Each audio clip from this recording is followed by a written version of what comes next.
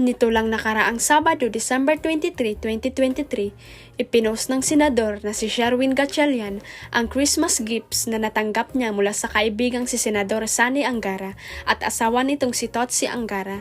Dalawa itong picture frames na naglalaman ng sweet photos ni na Sherwin at Bianca. Sa caption, iginiit ni Sherwin ang pagkakaroon ng magandang prinsipyo ni Bianca. Binansagan din niyang fake news ang ibinibintang sa kanya. Buong caption na Sherwin, "What a beautiful Christmas gift from, and I share the same values and principles in life. No fake news will divide us apart." Ito na ang sagot sa mga nagtatanong kung ano ang mangyayari ngayon sa relasyon ni na Sherwin at Bianca kasunod ng issue ng huli. Nirepost naman ni Bianca sa kanyang Instagram story ang screenshot ng IG post ni Sherwin. Nagkomento rin ngayong umaga si Sherwin sa recent Instagram post ni Bianca na kasalukuyang nakabakasyon sa Japan. Nagpost si Bianca ng kanyang larawan na may suot na Ushanka hat o Russian hat at nasa Disneyland, Japan ito.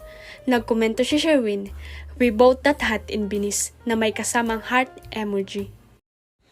Huwag kalimutang i-click ang subscribe button at i-ring ang notification bell para sa latest at legit chika updates.